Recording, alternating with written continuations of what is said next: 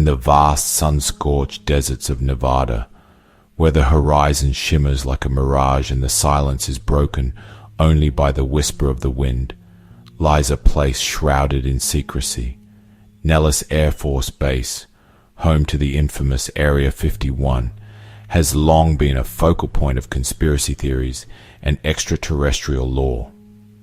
But few know the full story of what truly happened there in the 1960s.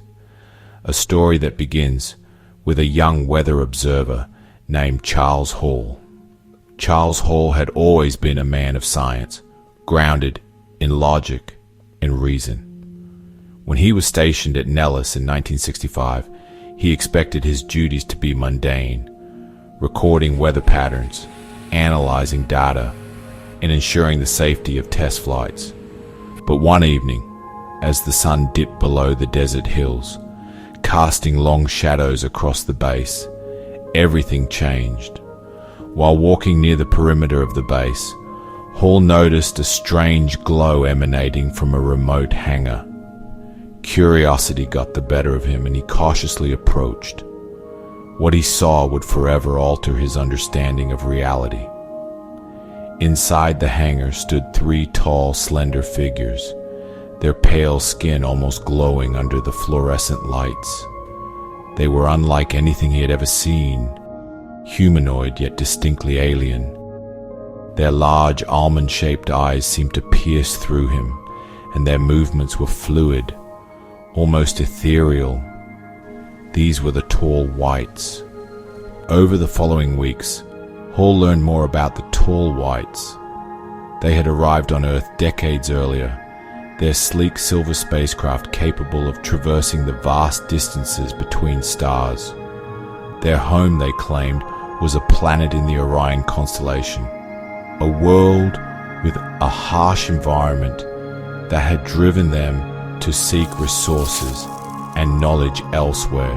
The US government, aware of their presence, had struck a tentative agreement with the Tall Whites in exchange for access to Earth's resources and limited cooperation.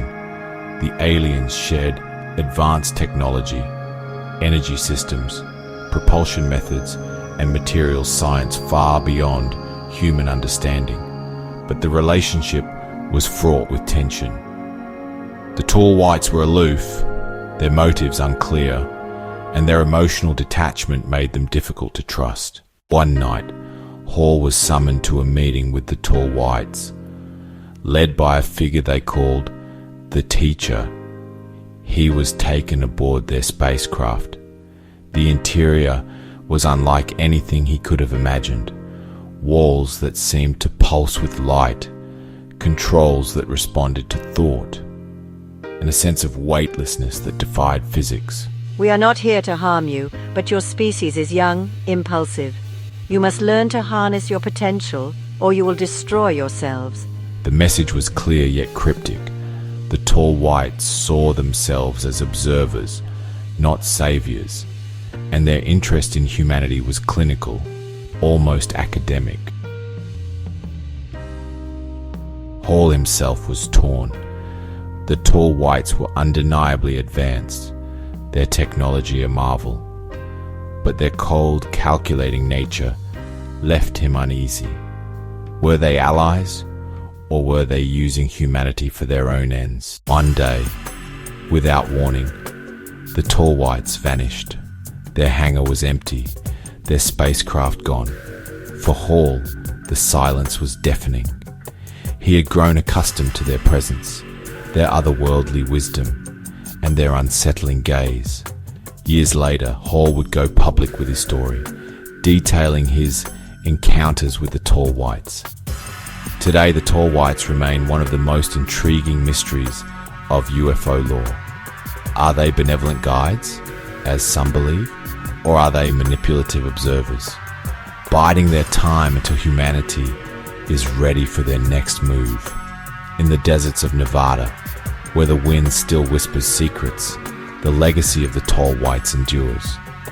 Their story is a reminder that the universe is vast, and that we are but one thread in a cosmic tapestry. Whether they return or remain forever in the shadows, their presence has left an indelible mark on our understanding of the unknown.